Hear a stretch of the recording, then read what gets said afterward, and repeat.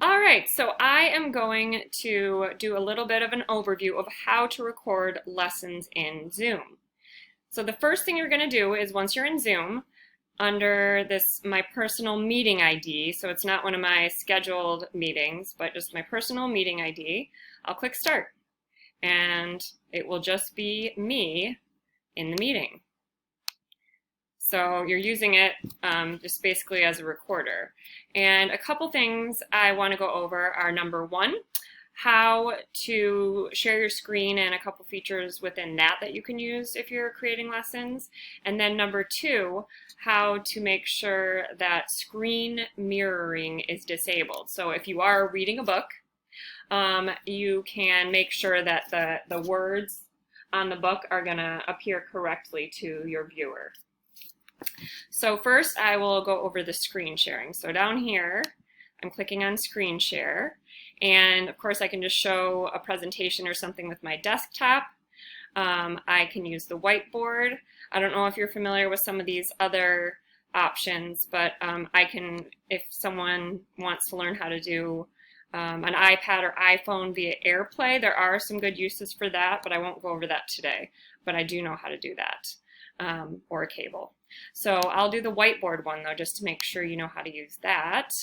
And in the whiteboard, it's pretty straightforward, self-explanatory.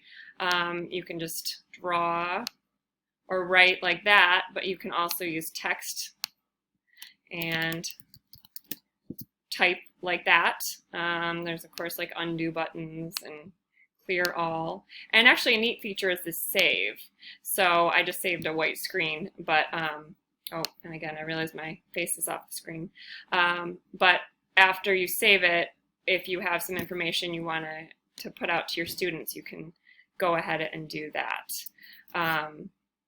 And so I'm going to stop sharing. One actually key thing I forgot to mention is that down here is the record button. So if I were recording this within Zoom, I'd have to make sure before I started the actual lesson to click that. So now you see it's recording. I know by looking up over here that it is recording, but I'm going to pause that. And then I will show you in a minute what happens with that recording and what I can do with it. The one other thing I want to show you, I'm going to move this screen over here for a minute, and in the Zoom preferences, I will go, and the one I just especially want to show you right now is under video in your preferences. And I want to make sure that this box right here is unchecked, so that when I, like I said, read a book, it will show up like this and not like that. So just make sure that mirror my video is unchecked.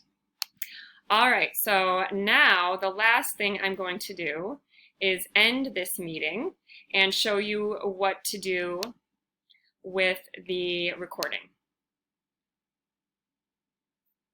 So you'll see here that this is converting the meeting recording to this MP4. All right, so now I am on YouTube, and what I do with my videos with these MP4s is I add them to my YouTube channel. I have a YouTube channel that's linked to my RSU39 account, and over here you'll see all the different aspects of it, and I'll just be adding it to my channel. So to do that, I am going to hover over this and it'll say create, and I'm going to select upload video.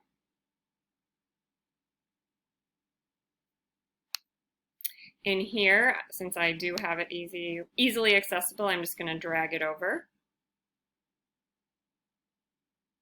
And I can rename it.